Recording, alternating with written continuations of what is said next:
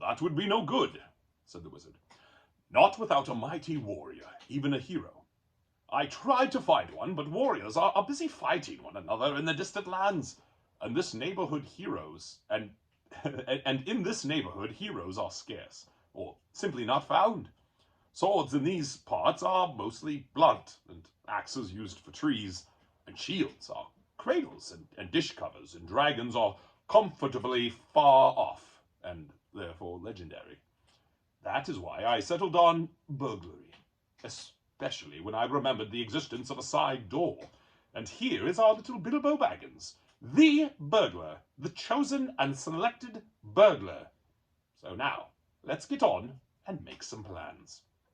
Very well then, said Thorin. Supposing the burglar expert gives us some ideas or suggestions. He turned with mock politeness to Bilbo. First, I should like to know a bit more about things, said he, feeling all confused and a bit shaky inside, but so far still tookishly determined to go on with things. I mean about the gold and the dragons and all that, and how it got there, and who it belongs to, and so on and further. Bless me, said Thorin. Haven't you got a map? And didn't you hear our song? And haven't we been talking about all this for hours? All the same, I should like it plain and clear, he said obstinately, putting on his business manner, usually reserved for people who tried to borrow money off him, and doing his best to appear wise and prudent and professional and live up to Gandalf's recommendation. Also, I should like to know about risks, out-of-pocket expenses, time required, and remuneration, and so forth. By which he meant, what am I going to get out of it, and am I going to come back alive? Oh, very well, said Thorin. Long ago, in my grandfather Thror's time, our family was driven out of the far north, and came back with all their wealth and their tools to this mountain on the map. It had been discovered by my far ancestor Thrain the Old, but now they mined and they tunneled and they made huger halls and greater workshops, and in addition I believe they found a good deal of gold and a great many jewels as well. Anyway, they grew immensely rich and famous, and my grandfather was king under the mountain again, and treated with great reverence by the mortal men who lived to the south, and were gradually spreading up the running river as far as the valley overshadowed by the mountain. They built the merry town of Dale, and there in those days, kings used to send for our smiths and reward even the least skillful most richly. Fathers would beg us to take their sons as apprentices and pay us handsomely, especially in food supplies, which we never bothered to grow or find for ourselves. Altogether, those were good days for us, and the poorest of us had money to spend and to lend and leisure to make beautiful things just for the fun of it, not to speak of the most marvelous and magical toys, the like of which is not to be found in the world nowadays. My grandfather's halls became full of armor and jewels and carvings and cups, and the toy market of Dale was the wonder of the north. Undoubtedly, that was what brought the dragon. Dragons steal gold and jewels, you know, from men and elves and dwarves where they can find them, and they guard their plunder as long as they live, which is practically forever, unless they are killed, and never enjoy a brass ring of it. Indeed, they hardly know a good bit of work from a bad, though they usually have a good notion of the current market value, and they can't make a thing for themselves, not even mend a little loose scale of their armor. There were lots of dragons in the north in those days, and gold was probably getting scarce up there, with the dwarves flying south, getting killed, and all the general waste and destruction the dragons make going from bad to worse. There was a most specially greedy, strong, and wicked worm called Smaug.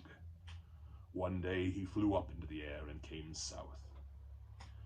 The first we heard of it was a noise like a hurricane coming from the north, and the pine trees on the mountain creaking and cracking in the wind.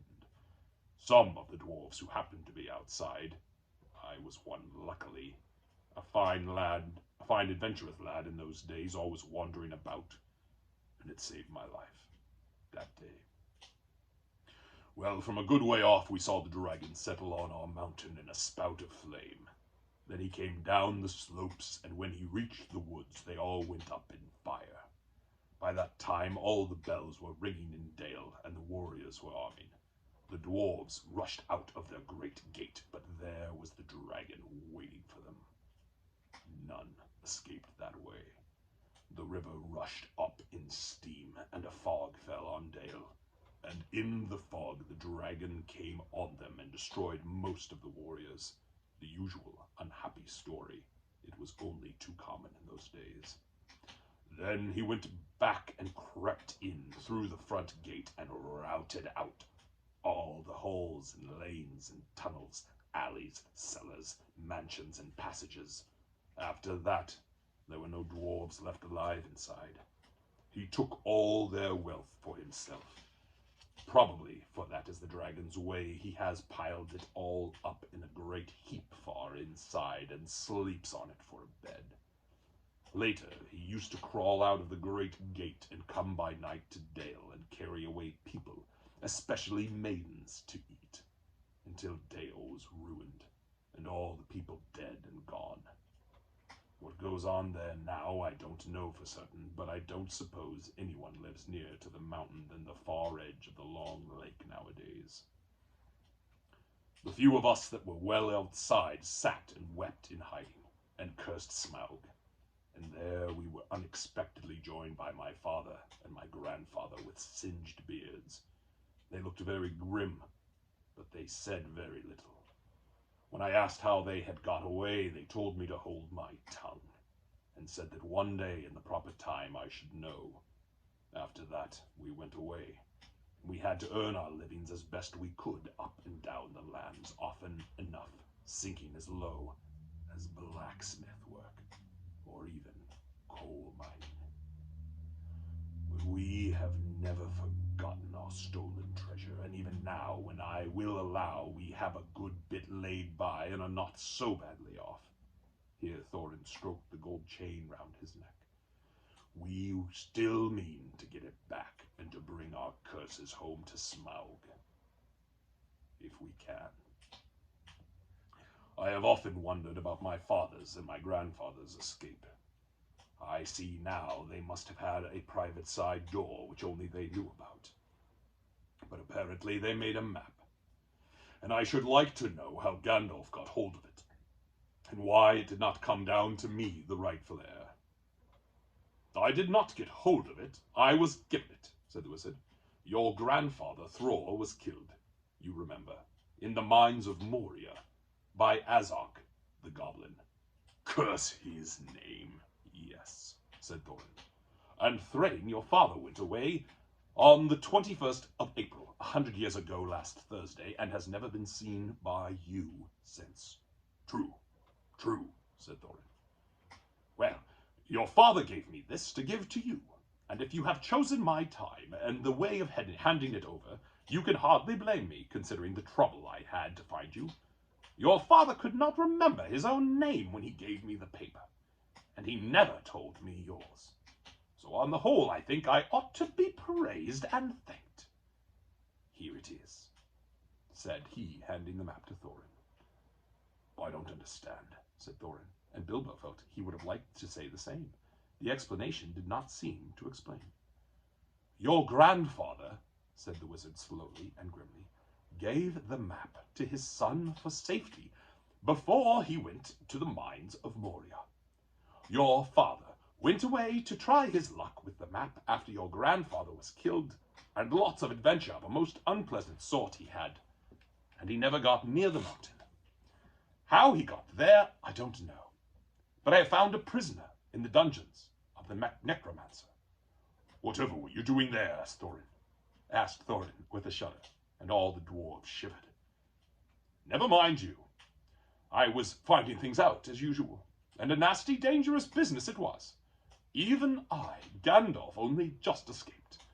I tried to save your father, but it was too late. He was witless and wandering, and had forgotten almost everything except the map and the key. We have long ago paid the goblins of Moria, said Thorin. We must give a thought to the necromancer. Don't be absurd. He is an enemy quite beyond the powers of all the dwarves put together. If they could all be collected again from the four corners of the world. The one thing your father wished was for his son to read the map and use the key.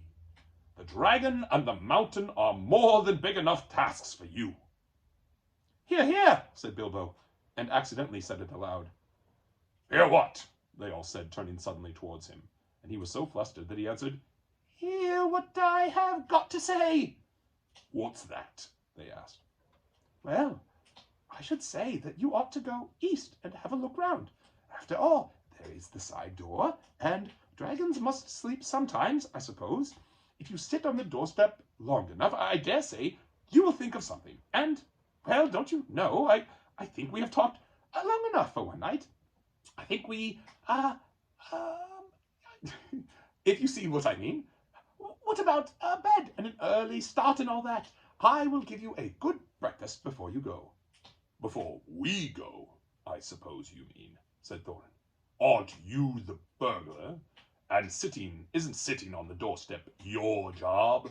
Not to speak of getting inside the door. But I agree about bed and breakfast. I like eggs with my ham, when starting on a journey, fried, not poached.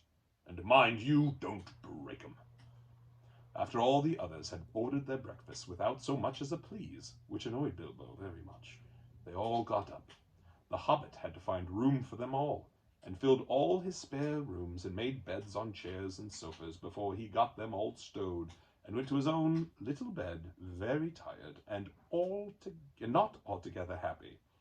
One thing he did not make his mind up about was not to bother to get up very early and cook everyone else's wretched breakfast. The tookishness was wearing off, and he was not now quite sure that he was going on any journey in the morning. As he lay in bed, he could hear Thorin still humming to himself in the best bedroom next to him. Far over the misty mountains cold, to dungeons deep and caverns old, we must away ere break of day, to find our long forgotten gold. Bilbo went to sleep with that in his ears, and it gave him very uncomfortable dreams. It was long after the break of day when he woke up. That's the end of chapter 1. Hope you enjoyed that. We'll see you soon for chapter 2.